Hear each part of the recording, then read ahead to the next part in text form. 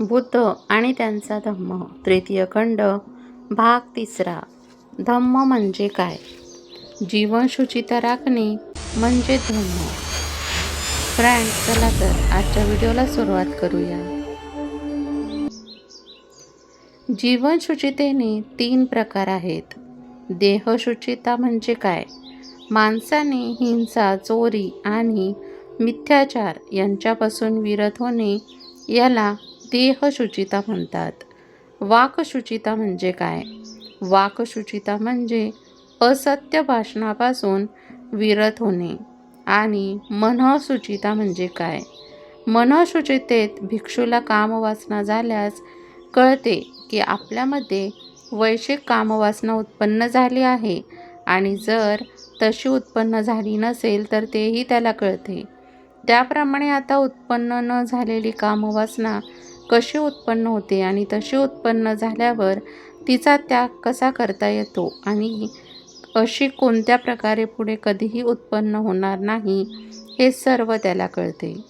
त्याच्या ठिकाणी द्वेष, व्यापाद उत्पन्न झाल्यास त्याला कळते. त्याचप्रमाणेच द्वेषाचा उद्भव, त्याचा त्याग आणि भविष्यात द्वेष असा उत्पन्न होणार नाही, हेच त्याला सर्व कळते. त्याच्या ठिकाणी आळस, तंद्रा म्हणजे रस्त्यांमृद, उद्धटपणा, शंका, गोंधळ उत्पन्न झाल्यास त्याची त्याला जाणीव होते. त्याचप्रमाणे या सर्व मानसिक दुःस्थितीचा उद्गम कसा होतो, त्याचा त्याग कसा करता येतो आणि तदविरहित चित्तस्थितीत कशी साधायची असते, याचे ज्ञान असणे म्हणजे मानसिक शुचिता. जो काया वाचा मन शुद्ध पवित्र आहे, जो निष्पाप, स्वच्छ आणि पवित्रयुक्त आहे, त्याला लोक निष्कलंक म्हणतात. शुचितेचे 3 प्रकार आहेत. कायेची, वाचेची आणि मनाची शुचिता. कायेची शुचिता म्हणजे काय? कायेची शुचिता म्हणजे मनुष्य हिंसा, चोरी, काम, मिथ्याचार यांच्यापासून प्रवृत्त होतो, याला कायशुचिता म्हणतात. वाक्शुचिता म्हणजे काय? वाक्शुचिता म्हणजे मनुष्य असत्य आणि व्यर्थ बडबड यांपासून दूर राहतो, त्याला वाक्शुचिता म्हणतात. मनःशांती शुचिता म्हणजे काय? मनःशुचिता म्हणजे लोभ, मनुष्याचा लोभ आणि ईर्ष्या यांच्यापासून प्रवृत्त होऊन सम्यक दृष्टी धारण करतो, याला मनःशुचिता म्हणतात. शुचितेचे हे 3 प्रकार आहेत. 5 प्रकारच्या दुर्लभता आहेत. त्या साधनेला बाधक ठरतात. त्या कोणत्या? जीवहिंसा, चोरी, काम्य मिथ्याचार, असत्य भाषण, आळस वाढविणाऱ्या आणि मद्याचे सेवन. या 5 दुर्लभता साधनेतील अपयशाची 5 कारणे आहेत. साधनेतील या 5 बाधा दूर केल्यावर 4 प्रकारच्या सावधानतेच्या स्मृती उपासनांच्या मनात उद्भव घडेल असे वागले पाहिजे. पहिल्या सावधानेत भिक्षू ऐहिक जीवनातील सर्वसामान्य असा लोभ आणि असंतोष यावर विजय मिळवून प्रयत्नपूर्वक जागरूकतेने आणि स्वाधीन चित्तेने कायेला ती केवळ काया असून मानून कायापुषणा करीत जीवन व्यतीत करतो. वेदनांना त्या केवळ वेदना आहेत असे मानून वेदनापुषण्या करीत जीवन व्यतीत करतो. चित्त, चित्त हे आहे असे मानून चित्तानुपुषणा करून जीवन व्यतीत करतो. चित्तात उत्पन्न होणारे विचार, धर्म ते केवळ चित्तधर्म आहेत असे मानून धर्मानुपुषणा करीत प्रयत्नपूर्वक जागरूकतेने आणि स्वाधीन चित्तेने सर्वसामान्य लोभ आणि असंतोष यांच्यावर विजय मिळवतो. जेव्हा साधनेतील 5 दुर्लभता दूर होतात, तेव्हा 4 सावधानतेचा स्मृती उपासनाचा उदय होतो. घात, अपयश हे 3 प्रकारचे आहेत. शीलघात, चित्तघात आणि दृष्टघात. शीलघात म्हणजे काय? जीवहत्या, चोरी, कामभोगासंबंधी मिथ्याचार, असत्य भाषण, निंदा, कटू भाषण, व्यर्थ बडबड हे सर्व शीलघातात अंतर्भूत होतात. चित्तघात कोणत्या प्रकारचे असतात? लोभ आणि दृष्टपणा हे चित्तघात होत. दृष्टीघात कोणत्या प्रकारचे असतात? दृष्टीघातामुळे माणूस असा विकृत दृष्टिकोन स्वीकारतो की दान, त्याग, परित्याग यांमध्ये काहीच गुण नाही. सदाचार आणि दुराचार यांना काही फल नाही की त्याचा परिणामही घडत नाही. इहलोक नाही की परलोक नाही, काही नाही, बाप नाही आणि प्राणी स्वप्नतही नाही. या जगामध्ये ज्यांनी अच्युत शिखर गाठले आहे, पूर्णता मिळवली आहे, त्यांना आपल्या आंतरिक शक्तीने या ऐहिक जगापलीकडे जगाचा साक्षात्कार झाला आहे. आणि जे त्या जगाच्या अस्तित्वाची घोषणा करू शकतात असे श्रमण आणि ब्राह्मण या जगात नाहीत असे ते समजतात. त्या लोकांच्या ठिकाणी हे भिक्षूही दृष्टिघात झाला आहे असे समजावे. भिक्खूंनो, शीलघात, चित्तघात आणि दृष्टिघात या 3 घातांमुळे प्राण्याला मरणानंतर दुर्गती प्राप्त होते असे हे 3 घात आहेत. भिक्खूंनो, लाभ 3 प्रकारचे असतात. ते म्हणजे शीललाभ, चित्तलाभ आणि दृष्टिलाभ. शीललाभ म्हणजे काय?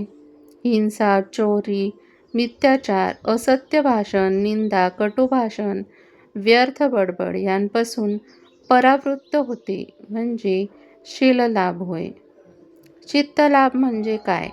लोभ आणि दृष्टीपणा यांपासून दूर राहणे म्हणजे चित्तलाभ होय.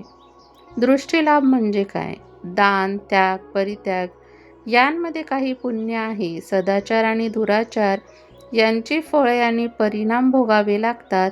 इहलोक आणि परलोक आहे. आईबाप आणि स्वप्नस्थ प्राणी आहेत, ज्यांना या जगापलीकडील दुसऱ्या जगाचा साक्षात्कार झाला आहे आणि ते तशी घोषणा करू शकतात असे श्रमण आणि ब्राह्मण आहेत.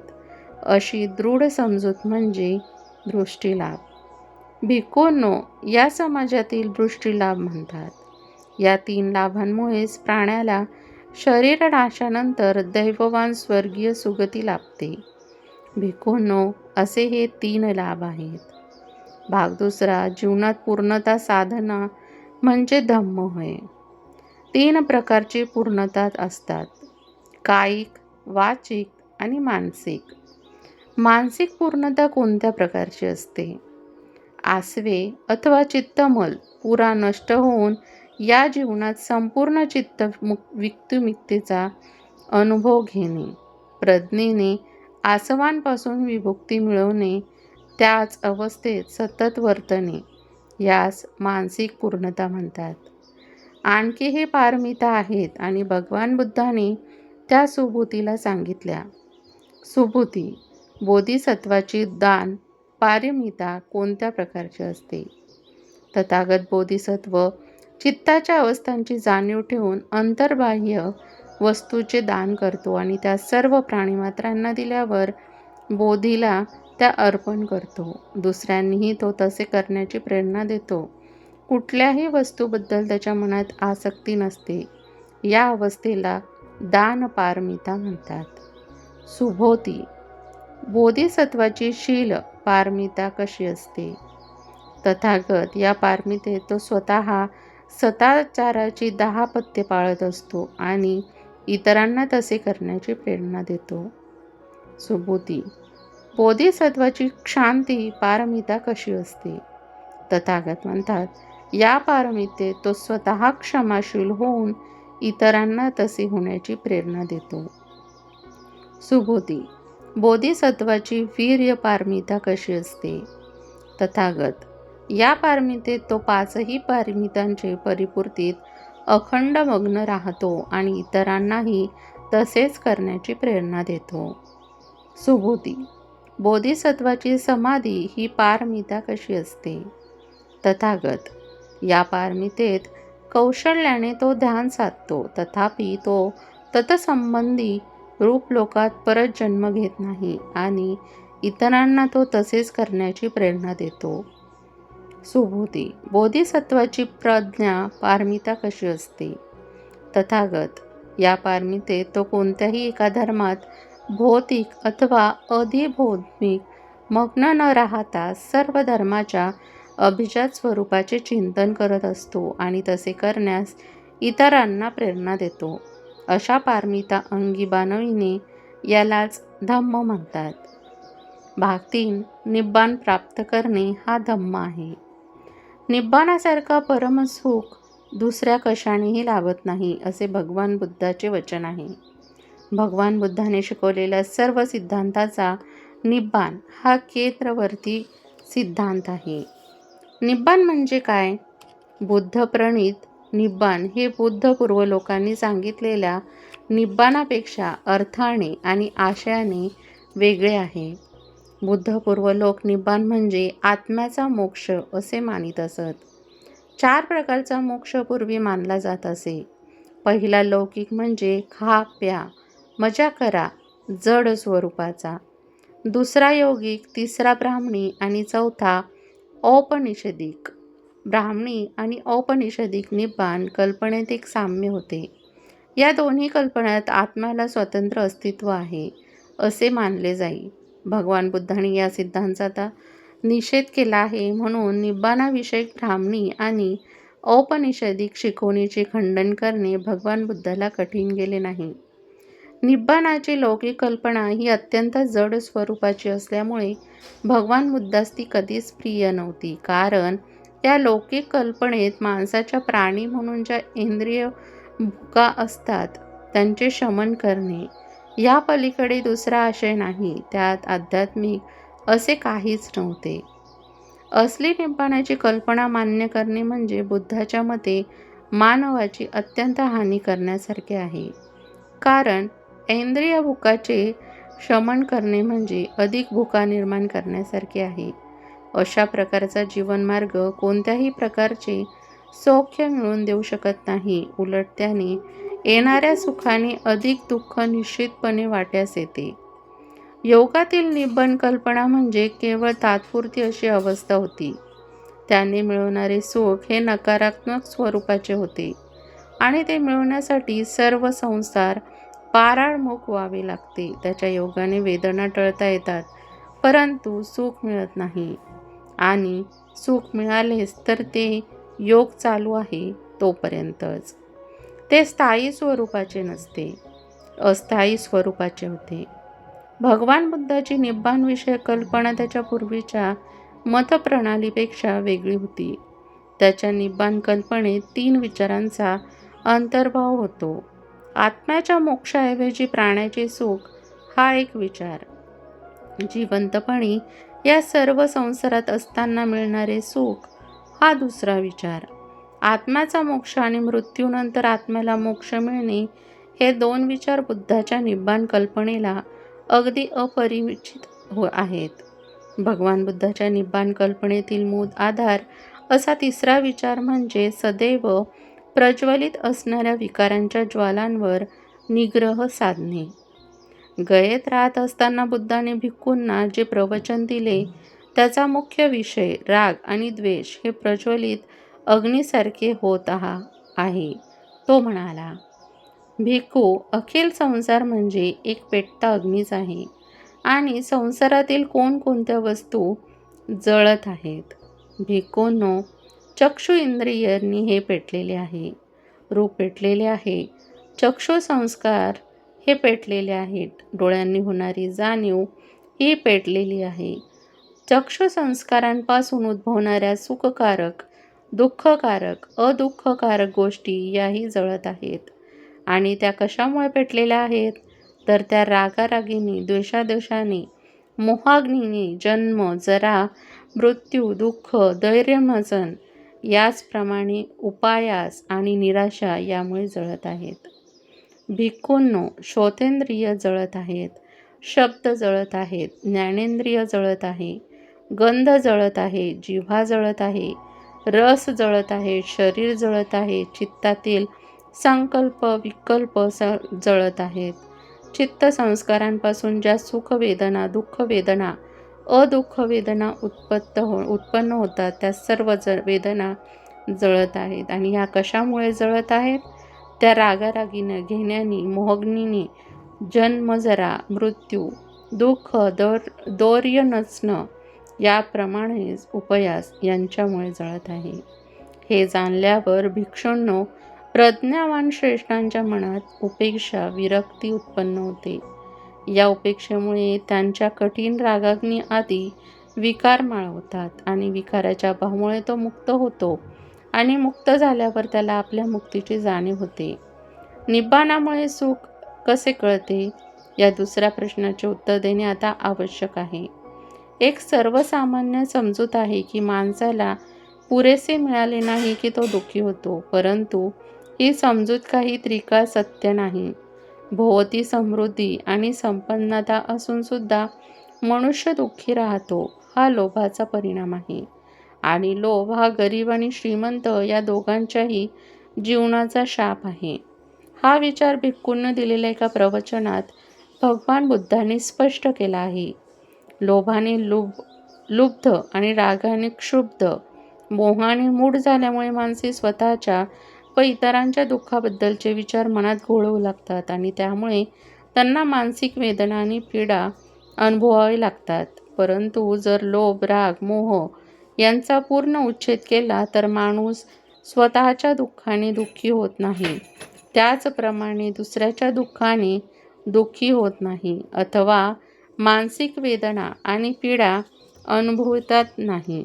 आणि असे झाले की बंधूंनो, ते हवेसे वाटणारे आणि आकर्षक आणि जे बुद्धिवान श्रावकांना साध्य असे ते निब्बाण भविष्य जीवनात नव्हे तर ते इहजन्मी हस्तगत होऊ शकते.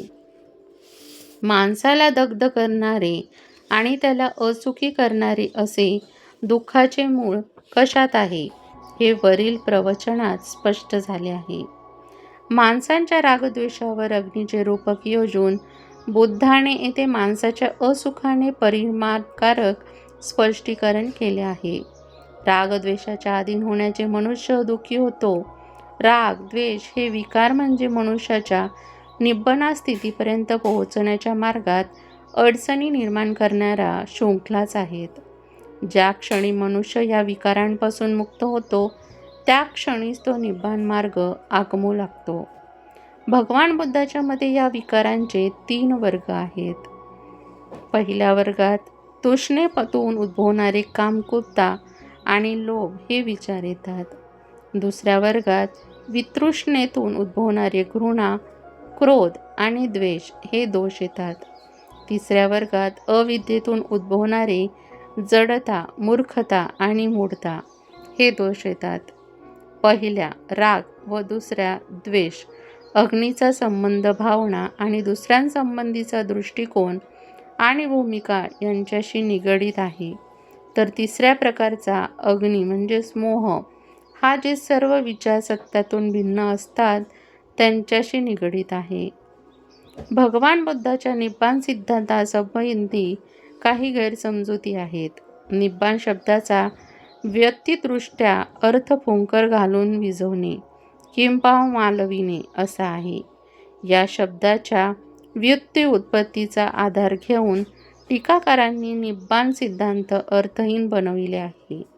ते असे मानतात की निब्बाण म्हणजे सर्व मानवी विकार मालविणे आणि ही क्रिया मृत्यू समान आहे असा वाकडा अर्थ लावून त्याने निब्बाण सिद्धांत हास्यास्पद बनवण्याचा प्रयत्न केला आहे. टीकाकार लावतात तसे निब्बाणाचा अर्थ बुद्धाला अभिप्रेत नव्हता.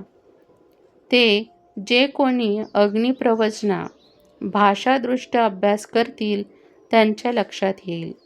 अग्निसंकोशोप सुक्तात जीवन म्हणजे अग्नी आणि मृत्यू म्हणजे तो मालविणे असे म्हटलेले नाही.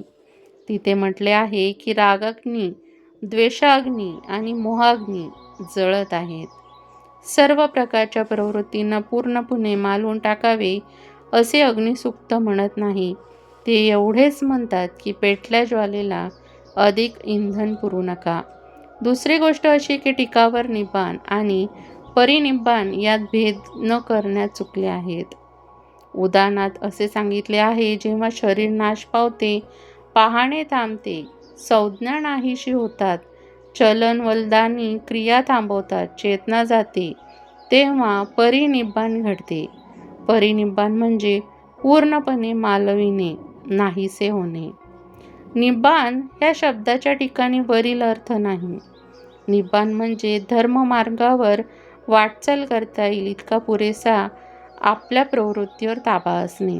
यापेक्षा निब्बाण शब्दात अधिक अर्थ अभिप्रात नव्हता. निब्बाण हा निर्दोष जीवनाला प्रतिशब्द आहे, हे बुद्धाने राधला एके ठिकाणी स्पष्ट करून सांगितले आहे. एकदा स्थवीर राध तथागताकडे गेला. तथागतांना अभिवादन केल्यावर त्यांच्या समीप बसून त्याने विचारले, भगवान, निब्बाण म्हणजे काय? भगवंतांनी उत्तर दिले, निब्बाण म्हणजे निर्दोष जीवन. भगवान, परंतु निब्बाणाचा उद्देश काय? राध, निर्दोष जीवन हा निब्बाणाचा उद्देश आहे. निब्बाण हे जीवनाचे ध्येय आणि साध्य आहे. निब्बाण म्हणजे मालविनी किंवा नाश नव्हे, हे बुद्धाने सारिपुत्ताला पुढील प्रवचनात स्पष्ट केले आहे. एकदा भगवान श्रावस्तीला अनाथपिंडिकाच्या आश्रमात वास करीत होते. सारिपुत्तही त्यावेळी त्या ठिकाणी राहत होता. भिक्खूंना उद्देशून भगवंत म्हणाले, भिक्षूंनो, ऐहिक संपदेऐवजी धम्माचे तुम्ही दायात व्हा. तुमच्याविषयी वाटणाऱ्या करुणेने तुम्हाला धम्मातील वाटा मिळावा म्हणून मी तुम्हाला धम्माचे दायत बनवित आहे. असे बोलून भगवान आपल्या गंधकुटीत गेले. सारिपुत्त मागे राहिला आणि भिक्षूंनी त्याला निब्बाणाचा अर्थ स्पष्ट करण्यास सांगितले. तेव्हा सारिपुत्त म्हणाला, लोभ हा दोष आहे, द्वेष हा दोष आहे. हा लोभ आणि द्वेष घालविण्याचा मार्ग मध्यम मार्ग होय. हा मार्ग आपल्याला पाहायला शिकवितो, जाणवायला शिकवतो आणि ज्ञान देतो. तो आपणाला शांती, अभिज्ञा, बोधी आणि निब्बाण यांकडे नेतो. हा मध्यम मार्ग कोणता? हा मध्यम मार्ग म्हणजे अष्टांग मार्ग होय. त्याशिवाय दुसरा नाही. सम्यक दृष्टी, सम्यक संकल्प, सम्यक वाणी, सम्यक कर्मांत, सम्यक आजीविका, सम्यक प्रयत्न, सम्यक स्मृती आणि सम्यक समाधी. भिक्षूंनो, हा मध्यम मार्ग आहे. होय, क्रोध, द्वेष, ईर्ष्या, मत्सर, कृपणता, लालचीपणा, ढोंग, लबाडी, उद्धटपणा, मोह, प्रमोद हे सर्व दुष्ट विकार आहेत. मोह आणि प्रमाद यांचा परिहार मध्यम मार्गाने होतो. त्यांच्या योगायोगाने पाहायला दृष्टी मिळते. हा मार्ग आपणाला पाहायला शिकवितो आणि ज्ञान देतो आणि आपणाला शांती, अभिज्ञा, बोधी आणि निब्बाण यांकडे नेतो. निब्बाण हे दुसरे काही नसून तर अष्टांग मार्ग आहे. अशा रीतीने सारिपुत्ताने निब्बाणाचे प्रवचन केले आणि भिक्षूंना ते ऐकून आनंद वाटला. निब्बाणात जो मूलभूत विचार आहे तो म्हणजे अष्टांग मार्ग. अष्टांग मार्गाशिवाय निब्बाणाला दुसरा अर्थ नाही. प्रवृत्तींचा संपूर्ण उच्छेद व परिनिब्बाण हे दोन टोके आहेत आणि निब्बाण हा त्यातील मध्यम मार्ग आहे. हे लक्षात घेतले असता निब्बाणाच्या कल्पनेसंबंधीच्या गोंधळाचा निराश होईल. तृष्णा त्याग म्हणजे काय? धम्मा पदामध्ये भगवान बुद्ध म्हणतो, सर्वात अधिक लाभदायक गोष्ट म्हणजे आरोग्य आणि सर्वात मौल्यवान धन म्हणजे संतोष. या संतोष वृत्तीचा अर्थ दीनपणा किंवा परिस्थिती पुढील शरणागती हा नव्हे, कारण तसा अर्थ करणे बुद्धाच्या शिकवणीविरुद्ध आहे. निर्धन लोक धन्य होत असे बुद्धाने कधीही म्हटलेले नाही. पीडिताने आपली परिस्थिती सुधारण्यासाठी प्रयत्न करू नये असे बुद्धाने कधीही सांगितलेले नाही. उलट तो ऐश्वर्याचे स्वागतच करतो. दीनपणे प्राप्त परिस्थितीत खितपत पडण्यापेक्षा वीर्याने म्हणजे उत्साहपूर्वक प्रयासाने ती परिस्थिती बदलण्याचा तो उपदेश करतो. जेव्हा भगवान बुद्ध म्हणतो की संतोष हे सर्वश्रेष्ठ धन होय, तेव्हा त्याच्या म्हणण्याचा अर्थ एवढाच की माणसाने अमर्याद अशा लोभाच्या अधीन होऊ नये. भिक्खू रतपाल म्हणतो, माझ्यासमोर कित्येक श्रीमंत मनुष्य आहेत की ते मूर्खपणाने यत्तिचिंतकही दान न करता केवळ धन जमविण्याच्या उद्योगात गर्क असतात. त्यांची तृष्णा कधीही शमत नाही. ज्या राजांची राज्ये समुद्रापर्यंत पसरलेली असतात त्यांच्याकडे पाहावे तर ते आपले साम्राज्य समुद्रापलीकडे फैलवण्यासारखे आहे. धडपडत असतात. प्राप्त आहे त्यापेक्षा अधिक प्राप्त व्हावे अशी इच्छा करीत राजे आणि त्यांची प्रजा या पृथ्वी तलावावरून नष्ट होते. पाहिजे होते ते मिळाले नाही या विचारातच त्यांचा देहत्याग घडतो. कामभोगाचे पुरेपूर माप कोणत्याच पदरात पडत नाही. महानिदान सुक्तांत भगवान बुद्धांनी आनंदाला लोभ संयमाची महती सांगितली आहे. तेथे ते म्हणतो, आनंद लोभाच्या इच्छेने तृष्णा निर्माण करतो आणि जेव्हा त्या इच्छेने मालमत्ता मिळविण्याच्या इच्छेत पर्यवास होतो आणि जेव्हा ही व्यक्तिमत्वाची इच्छा मिळवलेली हातून निसटू द्यायची नाही असा चिवटपणा धारण करतो, तेव्हा त्या इच्छेच्या लोभात रूपांतर होते. लोभ अथवा अमर्याद धनसंग्रहाच्या इच्छेसंबंधी सतत सावध राहिले पाहिजे. ही तृष्णा किंवा लोभ आक्षेपपूर्वक का समजायचे याचे कारण बुद्ध आनंदाला सांगतो ते तसे नाही की पुष्कळ वाईट आणि दुष्ट गोष्टींचा त्यांच्यापासून उद्भव होतो.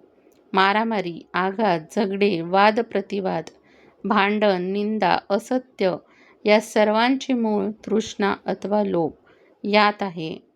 वर्ग कहलाचे हे यथातथ्य विश्लेषण आहे यात शंका नाही. म्हणूनच भगवान बुद्धांनी लोभ आणि तृष्णा आपल्या काबूत ठेवले पाहिजे या शिकवणीवर भर दिला. सर्व संस्कार अशाश्वत आहेत असे मान्य म्हणजे धम्म. अनित्यच्या सिद्धांताला 3 पैलू आहेत. अनेक तत्वांनी बनवलेल्या वस्तू अनित्य आहेत. व्यक्तिगत रूपाने प्राणी अनित्य आहे. प्रतितत्य समृद्ध वस्तूचे आत्मनित्य अनित्य आहे. अनेक तत्व मिळून बनवलेल्या वस्तूंची अनित्या बौद्ध तत्त्वज्ञाचा असंग यांनी चांगल्या प्रकारे स्पष्ट केले आहे. असंग म्हणतो, सर्व वस्तू या हेतू आणि प्रत्यय यांमुळे उत्पन्न होतात. त्यांना त्यांचे असे अगदी स्वतंत्र अस्तित्व नसते. हेतू प्रत्ययांचा उच्छेद झाला की वस्तूंचे अस्तित्व ठरत नाही.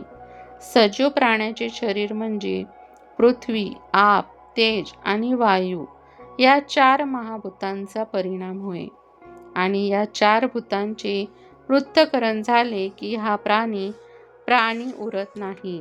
अनेक तत्व मिळून झालेल्या वस्तू अनित्य आहे या वचनाचा अभिप्राय वरील प्रकारचा आहे.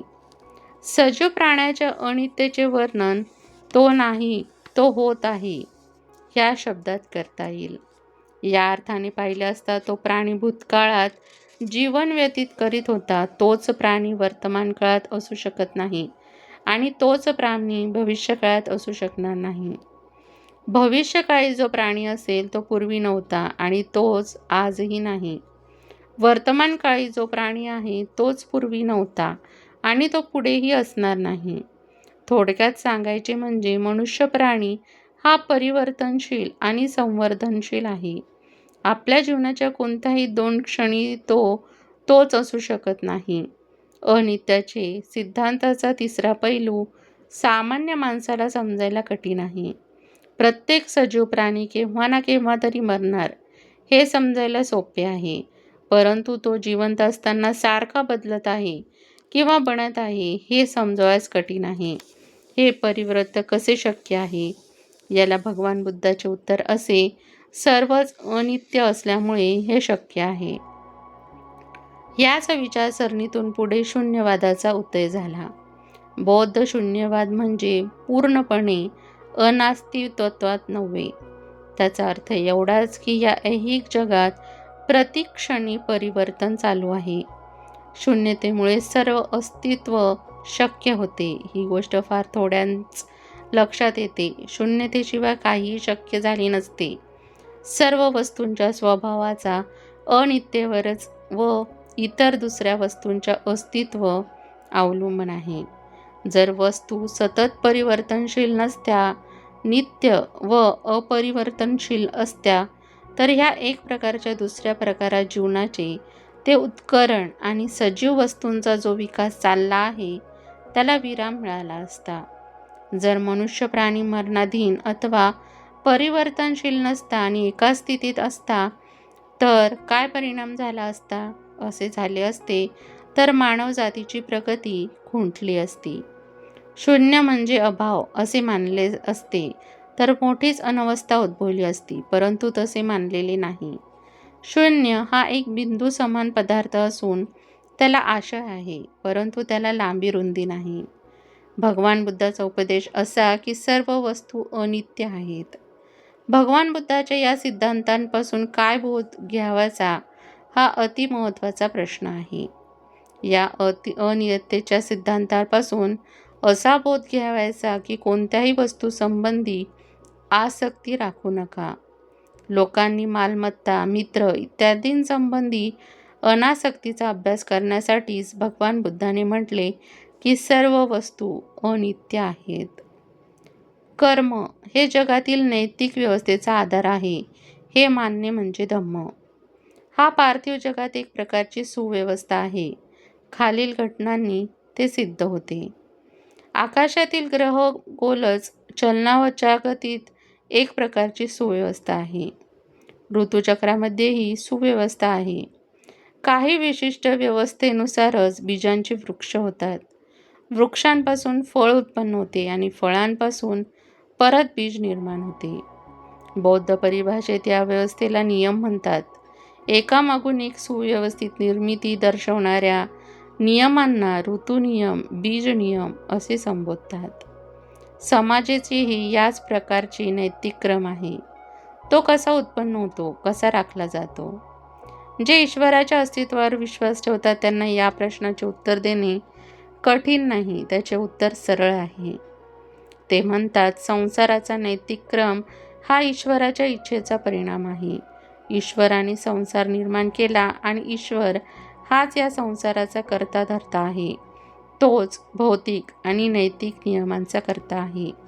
त्यांच्या मते नैतिक नियम माणसाच्या भल्यासाठी असतात, कारण ते ईश्वरी आज्ञास्वरूप आहेत. आपल्या निर्मात्या ईश्वराची आज्ञा पाळणे त्यांना क्रमप्राप्त आहे आणि ईश्वराच्या आज्ञेच्या परिपालनाने हा नैतिक क्रम चालू राहतो. जे नैतिक व्यवस्था ही ईश्वराची इच्छेचा परिणाम आहे असे मानतात त्यांच्या विचारवरील प्रमाणे असतात. ही व्याख्या मुळीच समाधानकारक नाही, कारण ईश्वर हा नैतिक जीवनाचा नियमांचा जनक असेल. हा नैतिक नियमांचा आरंभ आणि अंत तोच असेल आणि माणसाला ईश्वराची आज्ञा पाळण्यापासून सुटका नसेल तर या संसारात इतकी नैतिक अवस्था का आढळते? या ईश्वरी नियमाच्या मागे असा कोणता अधिकार आहे? ईश्वरी नियमांचा व्यक्तीवर काय अधिकार आहे? हे संयुक्त प्रश्न आहेत. परंतु जे लोक नैतिक व्यवस्था ही ईश्वरी इच्छेचा परिणाम आहे असे मानतात त्यांच्याजवळ या प्रश्नांना उत्तर नाही. ही अडचण दूर करण्यासाठी सिद्धांत थोडा बदलला गेलेला आहे. असे म्हटले जाते की परमेश्वराच्या आज्ञेनेच सृष्टी निर्माण झाली. हेही सत्य आहे की या सर्व विश्वाने परमेश्वराच्या इच्छेप्रमाणे व मार्गदर्शनाप्रमाणेच आपल्या कार्यास आरंभ केला. हेही खरे आहे की ज्याने ज्या सर्व विश्वाला एकदाच कायमची गती, शक्ती दिली आणि तीच त्या विश्वाचा सर्व क्रियाशीलतेचा मूळ आहे. परंतु या उपरांत ईश्वराने सृष्टीला प्रारंभी जे नियम घालून दिले आहेत त्या नियमानुसार कार्य करण्याचे स्वातंत्र्य बहाल केले आहे. म्हणूनच नैतिक व्यवस्था ईश्वरी इच्छेनुसार घडत नसेल तर तो दोष सृष्टीचा आहे, ईश्वराचा नाही. सिद्धांत असा बदल करूनही वरील अडचणी सोडविली जात नाही. या सिद्धांतातील बदलामुळे ईश्वरावर जबाबदारी नैतिक व्यवस्थेची फक्त पडत नाही तर प्रश्न उरतोच की ईश्वराने आपल्या नियमाचे परिपालन करण्याचे सृष्टीवर का सोपवावे? असल्या गैरहजर ईश्वराचा उपयोग काय? सृष्टीत नैतिक क्रम कसा राखला जातो या प्रश्नाला भगवान बुद्धाने दिलेले उत्तर अगदी भिन्न आहे. तथागतांचे उत्तर सोपे आहे. ते असे, नैतिक व्यवस्था ही ईश्वर सांभाळीत नसून ती कर्म नियमाप्रमाणे सांभाळली जाते. सृष्टीची नैतिक अवस्था चांगली असेल अथवा वाईट असेल, परंतु भगवान बुद्धाच्या मते ती माणसावर सोपवलेली आहे, इतर कोणावरही नाही. कर्म म्हणजे मनुष्याकडून केले जाते ते कार्य आणि विपाक म्हणजे त्याचा परिणाम. जर नैतिक व्यवस्था वाईट असेल तर त्याचे कारण मनुष्य अकुशल कर्म करतो हे आहे. नैतिक व्यवस्था चांगली असेल तर त्याचे अर्थ इतकाच की मनुष्य कुशल कर्म सत्कर्म करीत आहे. भगवान बुद्ध केवळ कर्मासंबंधीच बोलत नाहीत, ते ज्यांना कर्म नियम म्हणून ओळखतात त्या कर्माच्या नियमांचेही विवेचन करतात. कर्म नियमाचा बुद्ध प्रणीत अभिप्राय असा की ज्याप्रमाणे दिवसामागून रात्र येते त्याचप्रमाणे कर्मामागून त्याचा परिणाम येतो, हा एक नियम आहे. कुशल कर्मापासून होणारा लाभ प्रत्येक कुशल कर्म करणाऱ्याला मिळतो आणि अकुशल कर्माचा दुष्परिणाम कुणालाही टाळता येत नाही. म्हणून भगवान बुद्धाचा उपदेश असे कुशल कर्म करा म्हणजे मानवतेला चांगल्या नैतिक व्यवस्थेचा लाभ होईल. कारण कुशल कर्मानेच नैतिक व्यवस्था राखली जाते. अकुशल कर्म करू नका, कारण नैतिक व्यवस्थेची हानी होते आणि मानवता दुःखी होते. हे शक्य आहे की कर्म आणि कर्माचा परिणाम होणारा या दोहोंमध्ये काही कालांतर असते, असे बहुधा घडते. या दृष्टीने कर्माचे 3 विभाग करता येतात. दृढ धम्म वेदनीय कर्म, तात्काळ फळ देणारे कर्म. उपपज्य वेदनीय कर्म, ज्याचा परिणाम फार कालांतराने होतो ते कर्म. अपरिवेदनीय कर्म, अति निश्चित काळाने फळ देणारे कर्म. कर्म हे कधीही आहोसी कर्म होऊ शकते, म्हणजे त्याचा काहीच परिणाम होत नाही. अहोसी कर्मामध्ये ज्या क्रमांचा त्याच्या अंगाच्या दुर्बलतेमुळे विपाक अथवा परिणाम होत नाही किंवा जी कर्मे अन्य सबळ कर्मामुळे बाद होतात त्याचा समावेश होतो.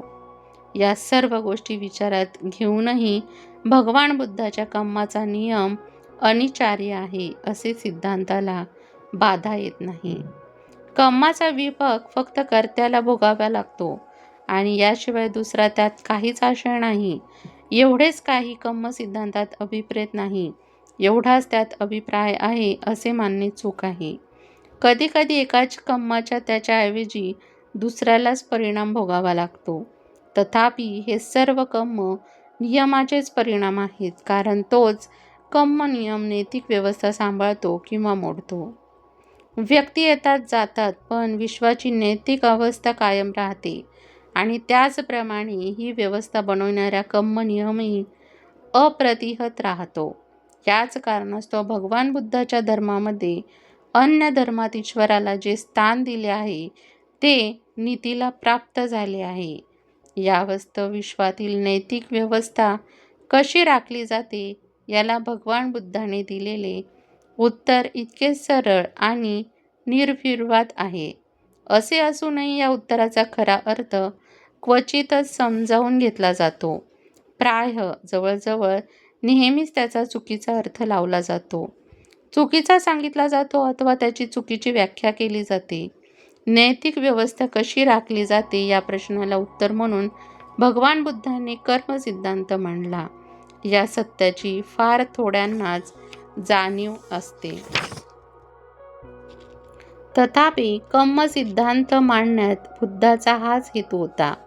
कर्म नियमांचा संबंध केवळ सर्वसाधारण नैतिक व्यवस्थेशी आहे. व्यक्तीच्या सद्भाग्याशी किंवा दुर्भाग्याशी त्याचा संबंध नाही. त्याचे प्रयोजन विश्वातील नैतिक व्यवस्था राखणे हे आहे. या कारणास्तव कर्म नियम हा धम्माचा एक प्रमुख अंग आहे. फ्रेंड्स, या पुढच्या भागामध्ये आपण भाग 4 अधम्म म्हणजे काय, दैवी चमत्कृतीवर विश्वास ठेवणे म्हणजे अधम्म हा भाग बघणार आहोत. तुम्हाला आजचा भाग कसा वाटला हे कमेंट बॉक्समध्ये नक्की सांगा. कमेंटमध्ये नमो बुद्धाय जय भीम लिहायला विसरू नका. व्हिडिओ आवडला असेल तर व्हिडिओला लाईक करा, चॅनलला सबस्क्राईब करा आणि बेल आयकॉन दाबायला विसरू नका, जेणेकरून सर्वात आधी नोटिफिकेशन तुमच्यापर्यंत पोहोचेल. व्हिडिओ बघितल्याबद्दल धन्यवाद.